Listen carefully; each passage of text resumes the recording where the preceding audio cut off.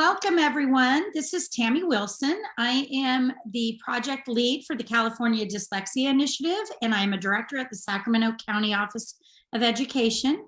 I am really excited to welcome everyone. We have participants from around the state and even other states who are joining us for this learning opportunity. We are really excited with our Understanding Dyslexia webinar series. This is the third webinar in our series, and today we are featuring Dr. Nancy Cushen-White from the University of California, San Francisco, who has a lot of wonderful content for us to explore. We have had the pleasure of having Dr. Cushen-White present at our county office several times, and people have walked away with just a wealth of information and knowledge and new learning. So to support you in this learning, we have a Padlet that houses the slides. So my colleague will put that Padlet link in the chat. It has the slides from the previous two webinars as well as today's. And we also have a companion document. So if you're interested in exploring the content of today's webinar further, please check out the companion document because you'll find prompts and additional resources on the topic. Next slide. The California Dyslexia Initiative is a partnership. We are working very closely with the University of California, San Francisco Dyslexia Center on this work. And we're also partnering with the CDE and the CCEE, as well as the state board. So the goal of our initiative is to really provide professional development that supports districts and schools across our state, as well as county office colleagues and other stakeholders. So we're really excited to present this series. And in order to do so, we have partnered with Glean Education, and the founder of Glean Education, Jessica Hammond, is going to facilitate this webinar. So I'm going to hand off to her. Thank you, Jessica. Thank you, Tammy. We are really thrilled to partner with SCOE and the California Dyslexia Initiative to coordinate this webinar series. For those of you who may not know about us, Glean Education partners with schools, districts, and states to deliver online training, school leader consulting, and web-based coaching. Our work aims to build educator understanding of evidence-based literacy practices to improve student literacy outcomes. This webinar is the third in a series of webinars on dyslexia and literacy delivered by some of the nation's top experts in the field. So if you haven't registered for the future ones yet, please do. We'll be popping the registration links in the chat momentarily. Today, it's my pleasure to introduce you to Dr. Nancy Cushen-White. She's a clinical professor in pediatrics and adolescent young adult medicine at UC San Francisco and a member of the UCSF Dyslexia Center team. Her career in education has included work as a general and special education teacher, a psychoeducational evaluator, a literacy interventionist, a teacher trainer, and a curriculum developer. She's a certified instructor of teaching in the Slingerland Multisensory Structured Language Approach. It's a method of structured literacy instruction.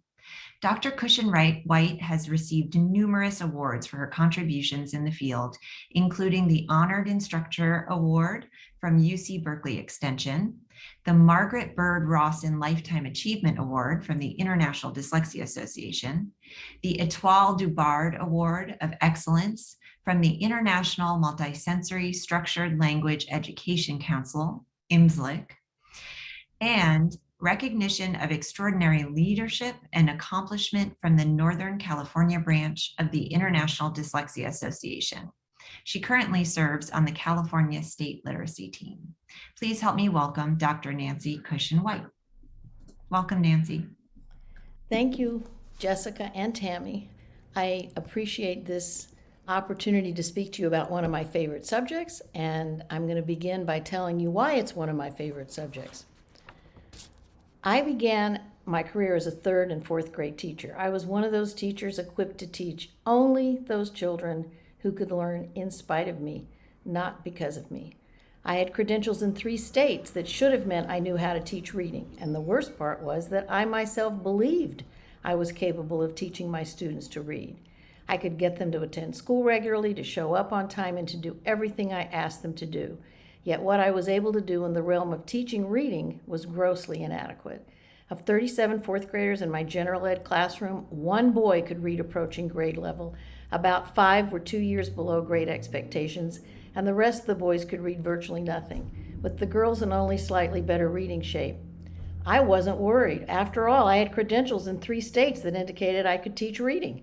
I got right to work, tried everything I had been taught, which sadly didn't take very long, only to find out that I had no idea how to help my students, the ones who really needed me, to teach them how to read.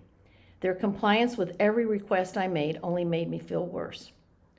So I went to my principal for help. He assured me that my students were just fine and that I had nothing to worry about. Translation, they weren't running all over the school terrorizing the other kids in classrooms as they had the year before.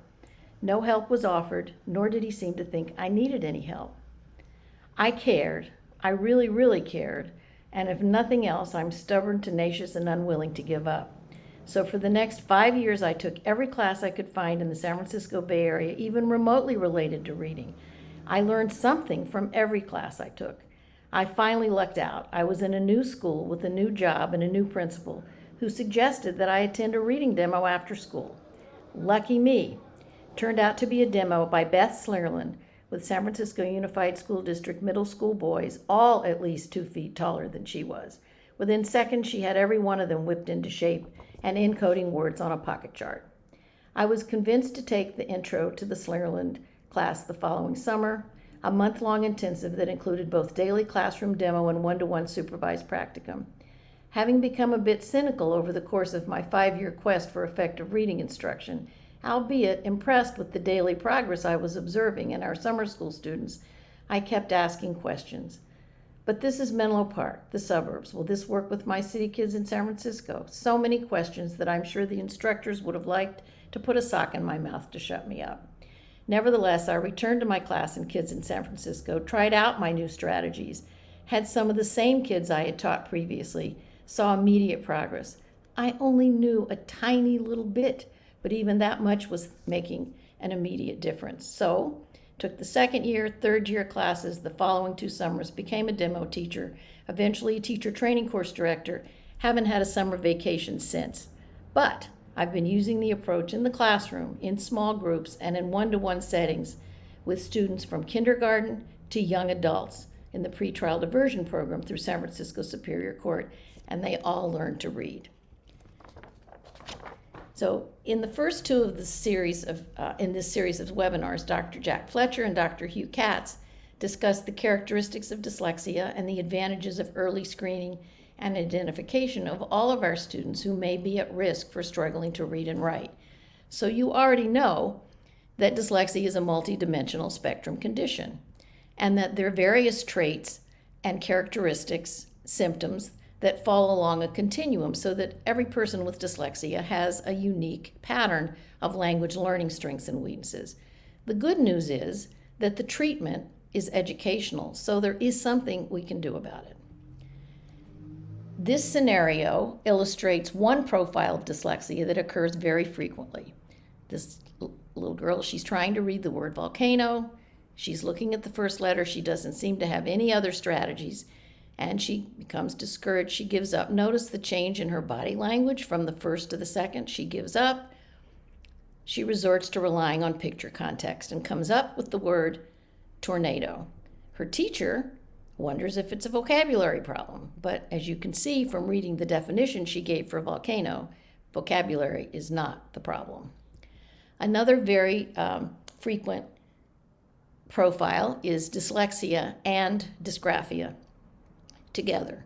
Dysgraphia is a condition of impaired handwriting, can interfere with written spelling, with the speed of writing, or both handwriting and spelling.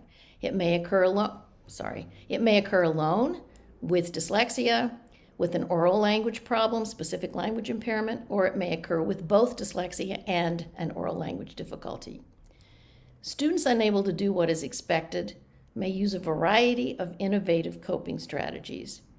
Student may refuse because he believes he's unable to do the task, or knows his best effort may result in an outcome far below his own expectations, may attempt a task but never finish because he lacks efficient strategies or necessary background information, or has generally slow processing speed, or finishes a task that does not meet the expectations of either the teacher or the student.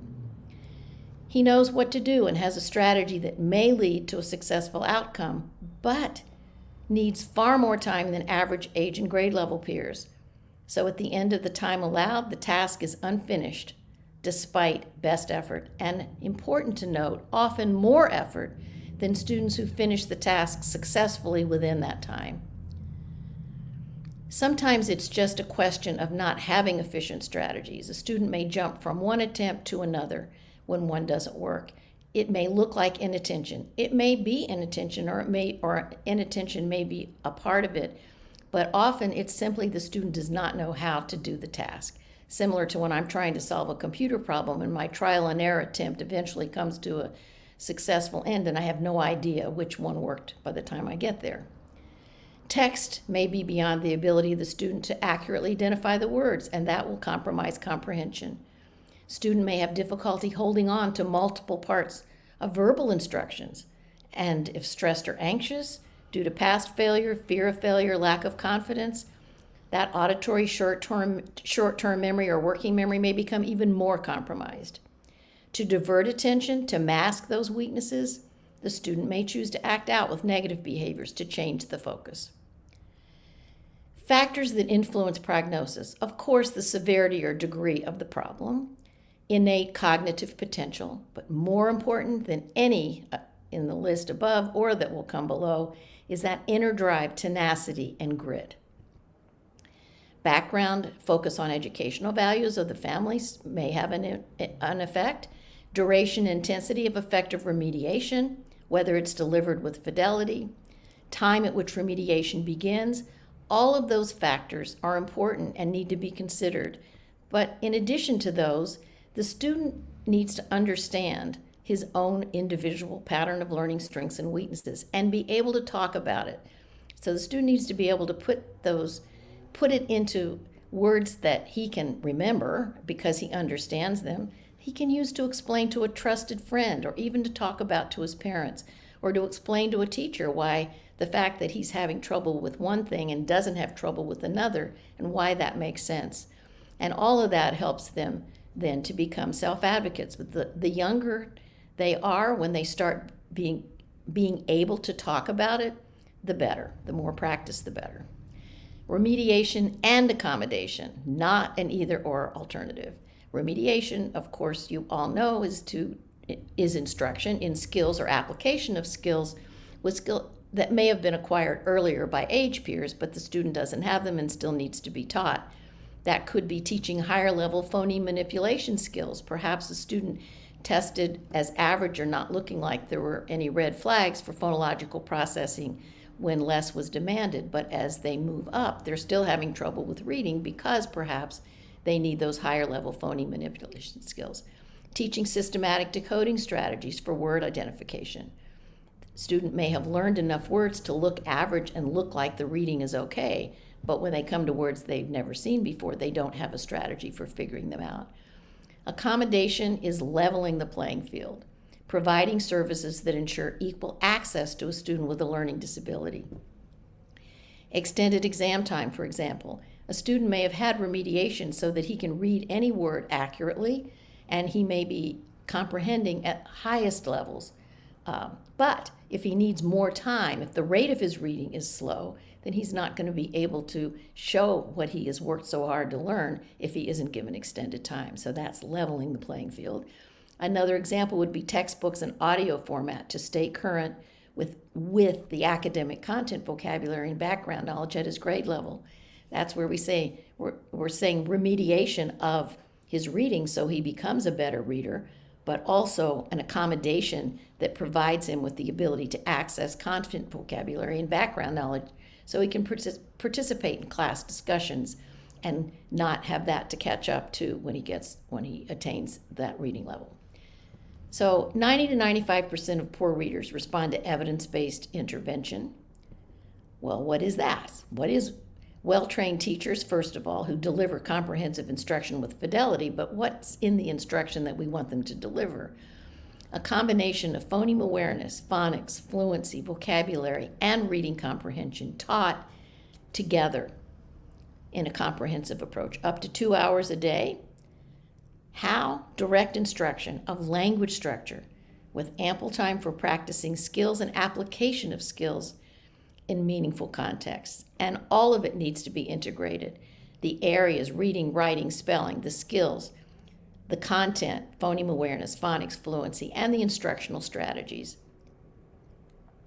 The bad news, when intervention is delayed until 9 years of age, approximately 75% will continue to have difficulties learning to read throughout school. What we need to remember, that's the 75% who don't get the appropriate remediation delivered with fidelity, with the duration and the intensity required. The students who do get that are not going to be having those same difficulties throughout school. Structured literacy is an umbrella term. It includes both programs and approaches, and there's certain basic principles that should be in any program that is labeled as structured literacy. There are many variations on the theme. Oral language foundation as the beginning of teaching any kind of literacy. Simultaneous multimodal teaching strategies. You may have wondered why we use the term multimodal in the title of this session instead of multisensory. The reason is to put emphasis on the sensory pathways or learning modalities that relate to language, visual, auditory, kinesthetic, motor, both for speech and for handwriting. The alphabetic principle. English is an alphabetic language, and we need to point out, to make the kids aware of why that can be an advantage in learning how to read and spell. Integration of all of the language arts skills, reading, spelling, handwriting, not teaching each one in separate ways without integrating and making the children, teaching the interconnections and interrelationships. Builds from skills to functional use. Every lesson needs to teach skills, but practice those skills functionally in meaningful ways. And of course, the goal is always independence. If our students can only do what we're teaching them when we're there standing over them, then we haven't done our jobs. Teaches through the intellect. Doesn't teach kids to memorize a whole list of rules, but teaches the logic and structure of English so that they can figure out the answers or the solutions to language problems, the interrelationships. Oral language is the foundation of literacy. Most people don't have difficulty learning to understand and speak the language that they're first exposed to. That understanding and speaking precedes reading. Reading then enriches verbalized expression, which different kinds of sentence structures and language structures and vocabulary. The three of those then precede written expression, and together they form that complete auditory, visual, kinesthetic language function. The language cortex from birth to 6. Look at the incredible degree of development from birth to 6 years old, the connections. What is that showing us? That learning happens when networks of dendrites grow. When new dendrites sprout from existing dendrites, learning is happening. We're adding new knowledge to what we already know, like a tree sprouting twigs from existing branches. Growing dendrites takes time and practice. Practice makes permanent. This is emphasizing the simultaneous multimodal language processing. So, for example, if we're teaching a letter, the student is looking at the letter form as he or she is tracing it, naming the letter as it's being traced, at the same time that sequence of movements for forming the letter that they are tracing. So the three of those connected, that would be simultaneous, not looking at it and then writing it and then saying it, but doing all those at the same time. Language is an intersensory functioning. So if you look at the various tasks and you notice the parts of the brain that are most activated during those tasks, and imagine if all those things are happening at the same time, then we're building those connections that we talked about. And again, reminding you that kinesthetic is talking about speech and handwriting. Word reading, multiple levels of analysis. We could look at a word. If we have a long word like this, if we start with just the grapheme phoneme, which is the way students begin with shorter words, by the time they get to longer words, that's no longer efficient. Think about I, n, t, r, p, t, I, n. By the time I get to the end, I may not even remember what was happening here. So we need to learn other ways of integrating that. We can divide words into syllables. We can divide words into morphemes. Dividing words into syllables helps students to pronounce a word that they don't recognize correctly. The morphemes contribute more to the spelling and to the meaning, and of course, the whole word. So stripped of irrelevant features, and this is an important point because it makes a bigger important point. It's saying that font, case, and size are irrelevant features. It does not matter what font I chose to print the words, whether I have mixed uppercase and lowercase, all lowercase. If some of the letters are 3 feet tall and some of the letters are short, it doesn't matter. You would still be able to read the word because you know the letters. The letters in a word are what make one word different from another word, which is why we have to look at all of them. So the letter string may be broken down into elementary components, which are shown there, starting with the graphemes, the single letters or digraphs, the syllables, the morphemes. Then our brain can use that information to compute sound and meaning. And the more times that it's interpreted correctly, the fewer practice times there will be for the student to then recognize it without having to consciously give attention to those pieces. But the way to get to that unconscious recognition is the practice correctly along the way. Triple word form theory. Dr. Berninger began talking about that a long time ago, and it's still discussed in the research and being found more and more compelling. Learning to read and write words is a process of increasing awareness and coordination. Integration of 3 different types of word forms and their parts. Phonology, the speech sounds or phonemes. Speech sounds, not just sounds, speech sounds, the speech sounds that we make when we talk. And there's a sequence of movements for each one of those speech sounds. Orthography, the graphemes that spell those phonemes. Orthography also includes morphemes, the meaningful units. Those morphemes and meaningful units are spelled with the same graphemes and represent the same 44 plus or minus phonemes or speech sounds that are in all of the other parts. So it's the same graphemes and the same phonemes. Morphemes change their pronunciation depending upon what word they're in, where the stress is, and how many syllables are in that word. But if the students are aware of the interconnections between all 3 of these systems, that's something that they can work with. Pattern recognition. Most of us read, we may think that we're recognizing words as wholes because we've acquired such a deep, richly interconnected and ready knowledge of how they're spelled, how they're pronounced, and what their meanings are. Skillful readers, believe it or not, automatically and quite thoroughly process the component letters seen in text. It may be unconscious if it's automatic, but it's happening because their visual knowledge of words is from memories of the sequences of letters or patterns of which the words are comprised. So it's those same sequences, those same orthographic patterns that occur in every word in English that we read. That's orthographic memory, not visual memory. We don't memorize every single word. What we've learned and committed to memory are the sequences of letters that occur in every word. So orthographic memory, not visual memory. This is a sample for illustration. It's of a basic daily lesson plan format that integrates all of the aspects of structured literacy instruction.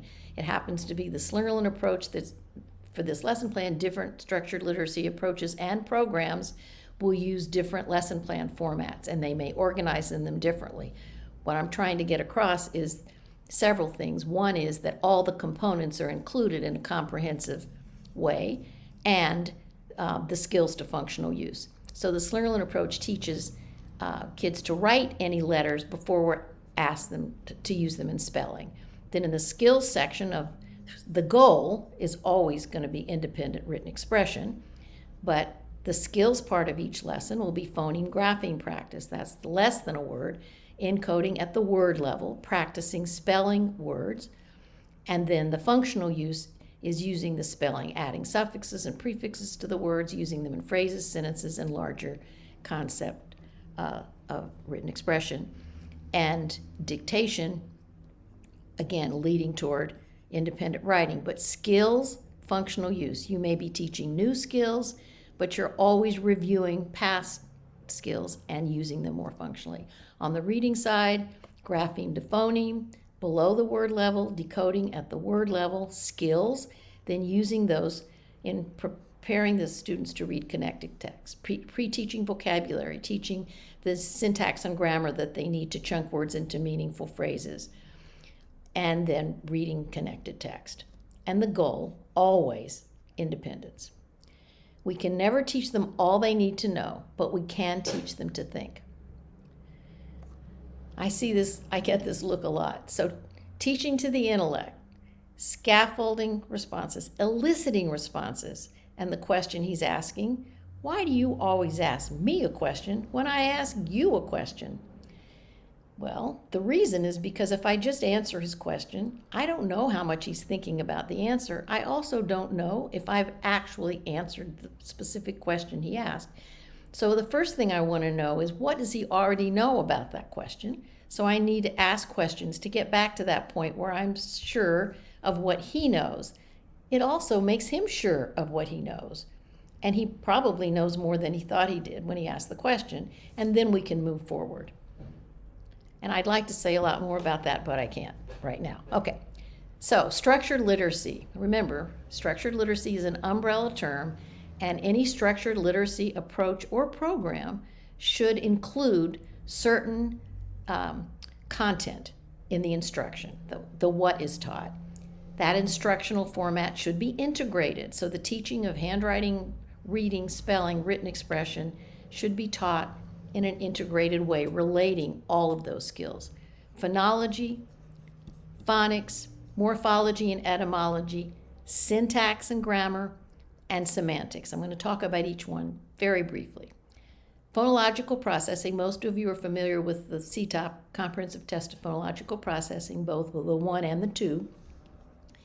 In the manual, the CTOP manual talks about the 3 categories under phonological processing.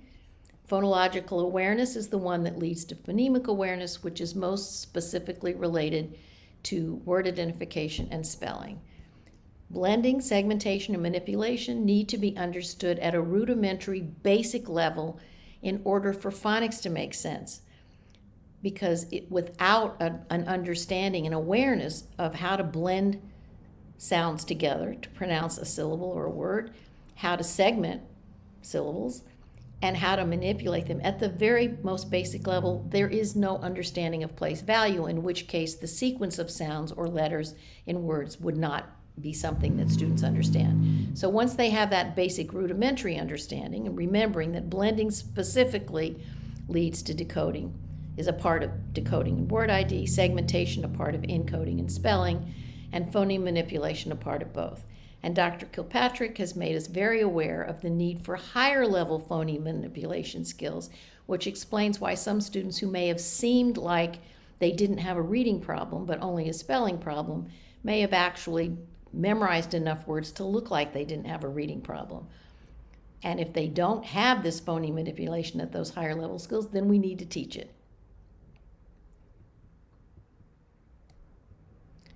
Kinesthetic awareness for speech and handwriting. There is a unique sequence of movements for pronunciation of each phoneme, which makes it different from every other phoneme. Likewise, there's a unique sequence of movements for formation of each letter of the alphabet, whether it's being formed in manuscript or cursive. Pencil grip. Why does it matter? Well, it reduces fatigue and strain on the hand, encourages fluent rather than jerky writing, and paves the road to automaticity. research findings on handwriting, a summary. What some of you are thinking right now is, I want her to tell me which is better, to teach cursive or manuscript first. And the answer is, it depends, which is not the answer you wanted, but that is the answer, because individual differences predict who will do best with manuscript, cursive, or keyboarding, and it has to do with ages and stages. Dr. Berninger suggests that all children should be taught to be multilingual by hand, which means they would learn manuscript, cursive, and handwriting and keyboarding. First graders with low handwriting skill improved whether taught cursive or printing, as long as they were taught in a very comprehensive, integrated way, and they were taught right to form the letters in cursive or manuscript in the context of using those letters to spell and write words. Summary of findings for manuscript. Children encounter more written materials in manuscript fonts than cursive fonts, whether reading books or screens. So, printing manuscript letters transfers to the kinds of letters seen in books and on screens more consistently than to cursive. Despite small variations in letter form sharing the same name, like G or A, these advantages include learning to recognize and write letters. So brain imaging studies have shown that during early childhood, writing manuscript letters improves letter recognition and the other way around. A summary of findings for cursive increases the speed of handwriting. You don't have to pick up your pencil after writing each letter. When you're writing cursive, reduces reversals. When I'm facing my student, I'm writing backwards so that what they see that I'm writing is correct. And you can practice it after the session. Try writing your name in cursive. It's really hard to go in the wrong way once you start. It's not so hard to go in the wrong way if you're doing manuscript. So it does reduce reversals. Consistency in where to begin the formation of each lowercase cursive letter. If students are taught to begin every single cursive letter with its connecting stroke, it's always there. They never have to stop and decide before they make a letter, do I put the connecting stroke or not? That is eliminating one decision that they will never have to make again once you learn it that way. Continuous strokes sometimes link letters into lexical units, which can improve spelling. And as Dr. Berninger says, cursive helps you connect things. This is not just for cursive, this is for manuscript and keyboarding, or just about anything else. Automaticity comes only with sufficient practice. Students may learn to write cursive. If they don't use it, they're not going to get to that point of automaticity. Rationale for use of letter names. Some structured literacy programs and approaches name the letters as they're writing them. Some of them give speech sounds. I'm giving you the rationale for use of letter names. I'm not saying one is right and one is wrong. They're rationales for using either, and they're good ones. I'm giving you the rationale for use of letter names. The name doesn't change. The name of the letter is stable. The shape of a letter may change, upper or lowercase, cursive or manuscript, a variety of fonts. The speech sound represented by a letter may vary. Vowels can have a long sound, a short sound, or an alternate to that. There may be alternate speech sounds for C and G and a couple of other consonants. The goal of handwriting instruction is automatic functional use. Speed develops as the movements for writing by hand and keyboarding become automatic. We teach our students we help them discover what we call their ideal or optimum speed. What does that mean? It means as fast as you can, but as slowly as you must. And there can be ideal speed for other things besides handwriting, but we're going to just talk about handwriting for right now. As fast as you can means fast enough that you feel the sequence of movements for making that letter, so that you can feel what's unique about forming that letter from forming any of the others. But slowly enough that you're still in charge of your pencil and that your pencil isn't running away with things. The goal, remember, is to provide an automatic legible tool that enhances all aspects of language.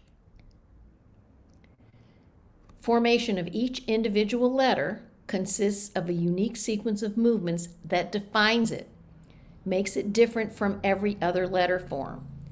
And I think some of you are probably thinking, well, wait a minute. There are lots of different ways to make letters. There are many correct ways to form every single letter in manuscript and even more so in cursive. However, if you don't choose one way and insist that the students use one way, no way will become automatic. So you need to make that decision and they need to stick to it. Learning one way to form each individual letter and forming the letter the same way every time it's written supports progress toward automatic letter formation, the goal of learning to write by hand. If that doesn't happen, then every time they get ready to write a letter, they're going to have to decide which way they're going to use. That's not working toward functional use and automaticity. Handwriting is not functional until it's automatic. Keyboarding is not fully functional until it's possible to type without looking at the keys. Speed is not the road to success. Careful practice is the road to speed. And yes, I do have a t-shirt with those words on it. This is Michael. He's in the 4th grade, 9.5. He actually was identified as an intellectually gifted student with his cognitive full scale. A standard score of had to be 130 in order for that to happen. You see his standard score for reading is an 83, and his standard score for spelling is a 62. He could not finish the marks. He couldn't even correctly form some of them. This is something 4th graders usually look forward to because it's so manageable. He has BD confusions that you see. You see two words that begin with CK, which brings a question up about his orthographic memory, since no word in English begins with CK.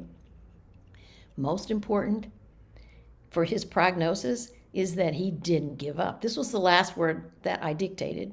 The whole group was at their ceiling level by the time we got here. But if the instructions were to write what you can spell. If you can't spell the whole word, but you can spell part of it, write the part you can spell. If you can't spell any of it, write a line so you don't lose your place. He gave it his best effort to the bitter end. This was 5 months later. He still didn't finish the marks, better quality, but we didn't teach the marks. We did teach him to write in cursive. He has a long way to go, but these words have syllables. Each syllable has a grapheme to represent a vowel sound. You can even tell what most of the words are, which you couldn't on the other page. And his standard score, remember over here, was a 62 with a percentile of 1, and he's gone to a standard score of 88 with a percentile of 21, way far below his ability level, but way far above where he was when we started. So this is a student who is it's in the summer between 9th and 10th grade. You can see from looking at this is just a part of his, the word level. He also had phrases and sentences to write, but I'm just showing you the words. You can see that the focus of this summer school was going to be, in addition to handwriting, was going to be on phonological properties and morphology, and it was. And it was 18 days because we had to give up 2 days for holiday, and 3.5 hours of hard labor later. For those 18 days, this is what he was able to write. Now, he's come a long way. He's still confused between the CISE, which means to cut, and the SCI, which means to know, as in science or conscious, but he certainly has learned a lot, and he's sorted out a lot that he didn't know before. Perils of over-reliance on whole word guessing. If you look at what the student said, or the way the way the word was pronounced, and what was in print, you see that there's a huge difference in terms of context and meaning. Most of the words do begin close to the same way, both the error and the correct, and some of them end the same way. But the point is, this student, well, it's not one student, thank goodness. These students had not learned to systematically decode or identify words. And here we have my friend again. He has a different question this time. He says, my guessing way of reading unfamiliar words has been working just fine. And you want me to do what? Well, this is why I want him to do what. And the what is that I want to teach him systematic strategies for decoding every word he comes to so that he knows how to figure out a word, whether he's ever seen it before or not and can figure out what it is. And he may be one of those students who was described as not having a reading problem, but only a spelling problem. But if you look at the errors that those students do make, even though their score may be average or above average for word reading, look at the errors. What was the error? What did he do? How did he try to pronounce a word that he didn't recognize? Probably similar to this. And he needs to know. So when he comes to those content words in academic text, he'll be able to read them. How skillful readers read. Skillful readers visually process virtually every individual letter of every word, because that's what makes one word different from every other one. And it doesn't matter whether it's isolated words or in meaningful connected text.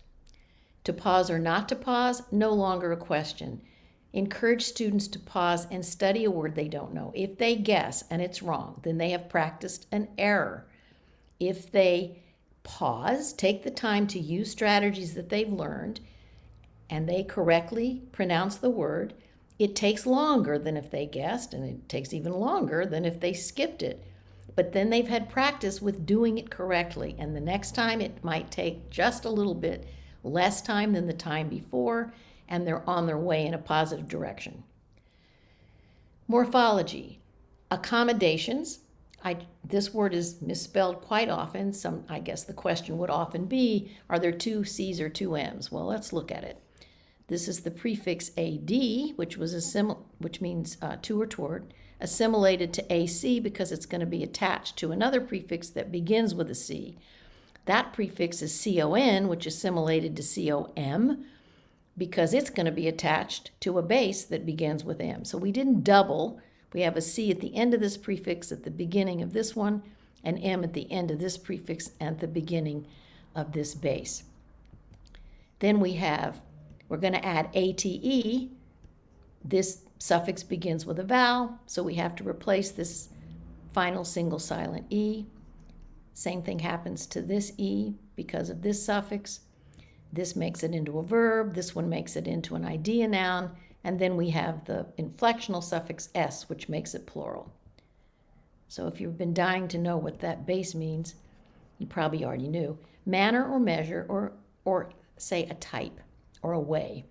So these are derivational suffixes because they change the part of speech.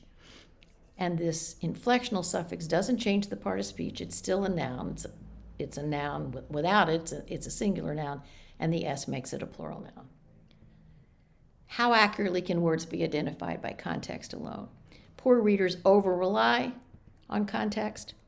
The content words that carry meanings are predictable only 10% of the time.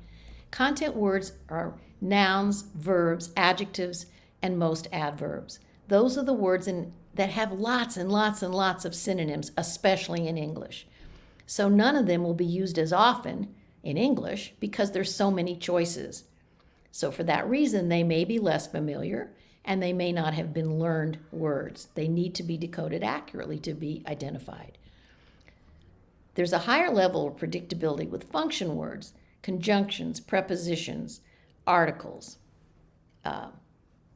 helping verbs, and they contain fewer letters and there are very few synonyms. So they're going to be a lot more high frequency, but they also appear in you can't have a sentence without function words.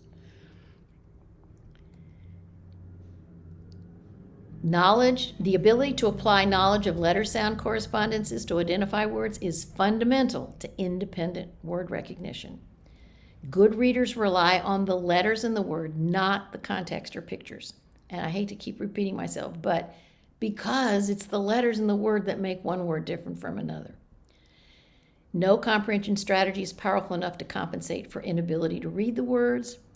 And some of you don't necessarily agree with me that context is not a good way to identify words, and I don't have time to really do this well, but I'm going to give you about 90 seconds to read as much of this as you can and figure out those words that are not completely there. You can guess those words with blanks, with context.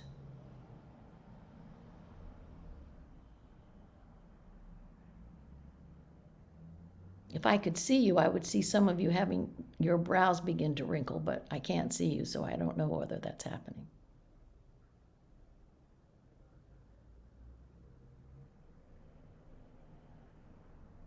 Now, I know that wasn't enough time to get a full experience, but if there's a way, even in the chat, to write whether that was easy for you, whether it was harder or easier than you anticipated, any feelings or thoughts you have about that exercise as it relates to guessing unknown words by context, then we will appreciate that feedback. And I apologize for stopping you and not letting you finish, although some of you might be glad I didn't make you finish. Okay, text reading fluency. I really want to talk about fluency as much more than words correct per minute. It may surprise you to know that reading fluency wasn't such a thing before the National Reading Panel report in 2000. I'm not saying we didn't talk about reading with expression, reading fluidly, not reading word by word. All of those things we talked about, but it wasn't termed as reading fluency in the same way. It became a thing for a good reason, because in that reading panel report, the connection between fluency and reading comprehension was noted. But reading fluency is much more than rate. It's a combination of accuracy, automaticity, and oral reading prosody. Automaticity subsumes the rate piece, but accuracy is also in there. Taken together, all of those components support a reader's comprehension.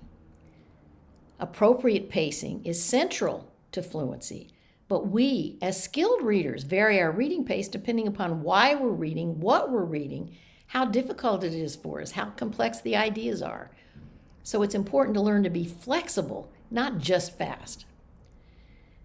Fluency is about being able to mobilize as much knowledge as possible about a word fast enough to have time to think and comprehend. The role of fluency gives the executive system enough time to direct attention where it's most needed. Prerequisites for text reading fluency: coordination, connecting, integration of all the systems of language structure, phonology, orthography, syntax and grammar, semantics. The goal is automatic retrieval of information from each of those systems.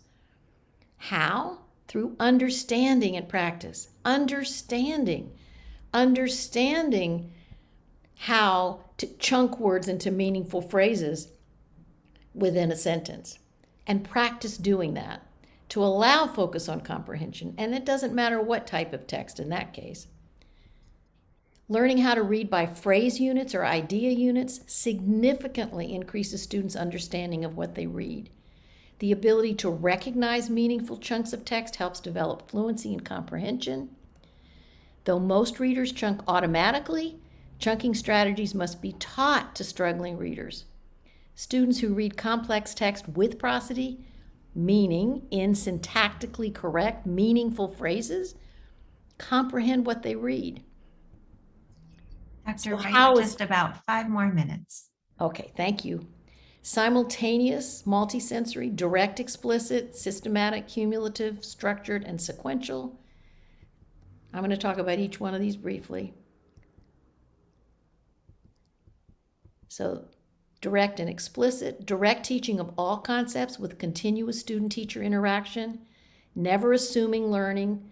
Always the concepts, skills, and procedures are deliberately taught. Gradual release of responsibility. Our goal is always that the student can do the work independently, but they can only do it when we're standing over them. We haven't done our job. But very important piece, teacher models, verbalizes each step, and then guides the student to demonstrate and use his or her own words to verbalize those steps. If the student can explain it and has the words to do that, they can do it when we're not there and get to that independent functional use. Systematic, logical order of language. Start with the simple concepts, progress to the complex. Cumulative, new and less familiar concepts.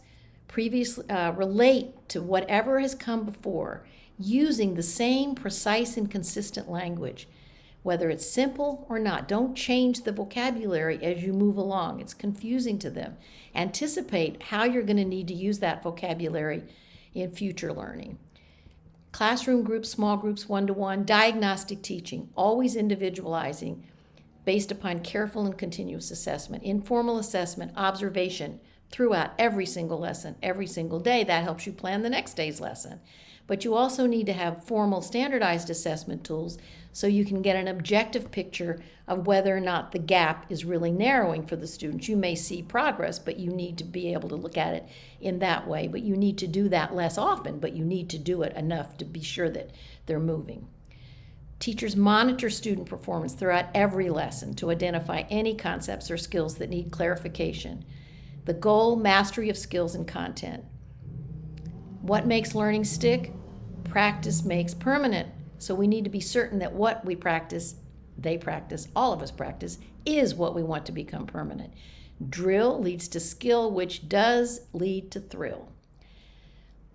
A couple of big ideas to ponder. Lower level language mastery is as essential for the literacy teacher as anatomy is for the physician. It is our obligation to enable teachers to acquire it. Reading and spelling are different sides of the same coin. The reading network includes connections between functional areas specific to phonological, orthographic, and morphological information within our brains. So instruction that integrates the teaching of reading, spelling, handwriting, and written expression through one comprehensive approach is likely to be more effective than teaching each of those aspects of written language separately. FIDE is a Latin base that means to trust. Fidelity plus intensity plus duration leads to efficiency, excellence, efficacy, a recipe worthy of our trust. So a parting thought, know your stuff, know whom you're stuffing, and stuff every minute of every lesson. Thank you. Excellent. Excellent, Dr. Cushen-White. Thank you so much for sharing that with us and leaving us on that wonderful note. I know many people are going to be much more informed about structured literacy after hearing this. We do have some time for a few questions, which I'll be asking in a moment. But before I do, I wanted to mention the companion document that we have created to accompany each webinar. The webinar companion document includes prompts to discuss after attending the webinar and additional resources to further explore the webinar content with your professional learning cohort. The webinar companion documents and recordings can be found at scoe.net/CA-dyslexia. So if you would forward to the next slide, Dr. Cushen-White, we have our survey link, and Wynn will pop this in the chat as well. And while we are asking questions for the remainder of our time with Dr. Cushen-White, please do hop on that link and fill out the survey so we know where we stand and how we can continue to serve you well. So Dr. Cushen-White, we got a few great questions in the Q&A. And one of the first ones I'd like to pose to you is there any evidence that this approach is only effective for students with dyslexia? The reason I ask, the person who asked the question poses, is because I'm wondering why more districts are not adopting this phonics-based reading program. It seems so effective. Well, first of all, as a tier 1 approach, certainly all of our students could benefit from knowing more about language structure. Those of us who are teachers who had to learn the hard way and the long way, the way I did, I would have been delighted if somebody had pointed out to me along the way that this was available. But I have to tell you a story, a real life story. There was a student in one of our month-long summer school classes. He was only there because his handwriting was not readable, and his teacher, his second grade teacher, said, "We got to get this taken care of, so this is going to keep haunting you forever." He could spell and he could read, and so I tried really hard to make sure that when I was introducing the lower level concepts that I was making it clear to him why it mattered and how it fit into the big picture. And the last day we always have a question of the day. The question of the day was, what have you learned in summer school that'll help you the most when you return to your class in September? And he says, well, Well, help me the most is handwriting. That's why I'm here. But don't you want to know what I like the most? I said, of course. And he said, I think it's really neat knowing why those words I could read are pronounced that way and why the words I can spell are spelled that way. He said, that was really cool. So there, it doesn't have to be a bad thing. And so how can school districts, teachers who see that this is an important thing for their students, how can they get their school districts to see this as a priority? Any suggestions there? I wish I had the answer to that. I'd have not such a flat forehead if I had figured the answer to that one out from kind of knocking it against brick walls. I don't know how to do that except to perhaps point to some of the research studies that show the one that's in the reference section at the end of the presentation. I think it's near the end. It's Wolf, and it was the one that had that quote where next to the last slide. And Wolf and Berninger and I forgot the third person, but it talked about, and this was in regular classrooms that study was done. It wasn't done in special ed classrooms or in classrooms of students that were identified as having any disability. But even the whole premise of RTI is based upon a foundational instruction at the beginning that teaches all of those things. And if that's what happens in kindergarten and first grade, fewer kids are going to be moving forward with certainly the same degree of problems. I'm not saying it's going to get rid of students who have dyslexia, but it's going to put them in a lot better shape. And that was the whole point of RTI. Or is, I shouldn't say past, that is. But I didn't answer the question of how to do it. I wish I knew. Tammy? I think the data is often very powerful too. When you see students making progress through this approach, that's one very powerful way to show districts that it's working. But it is teacher training. Any program or approach that's being used is only going to be as strong or as effective as the knowledge, as the language structure knowledge of the teacher using it, because that's what makes us able to know what to emphasize and what not, and how to analyze an error that a student makes. Two students may make what seems like the same error, but when in fact, when you take it apart, it isn't the same because they've made it for different reasons. And we need to understand how the language works in order to figure that out. And in order to be diagnostic in our teaching. So one final question is about explicit handwriting instruction. For teachers who recognize the importance of cursive or even explicit print instruction, what are some resources you would suggest for teachers to get started to implement this in their classroom if they don't have programs or curricula that support it currently? Okay, well, there are a number of approaches to teaching handwriting that are out there. One of the things that I can suggest it's not part of the Slingerland approach, but because there's so much emphasis on handwriting in that approach, they have a handwriting piece that's completely separate. So one for manuscript and one for cursive. And it teaches the letter forms, it teaches the connections for cursive, and it's not teaching all of the other pieces. It's not a structured literacy approach because it's just teaching handwriting, but that's, I think, what the question is asking is what's available that you can do that separate from. But having said that, incorporating that teaching of the handwriting, whether it's cursive or manuscript, into the reading and spelling instruction is really important. So many times I've seen teachers get really excited and teach all of the letters, and then they start asking the kids to use it. Well, that's too much. You need to teach a few letters, be able to write words with those few letters, read words with those letters. So it would take some integrating, but it's not impossible. Well, that's all we have time for today. And I really want to thank you for joining us, Dr. Cushen-White, for this wonderful webinar.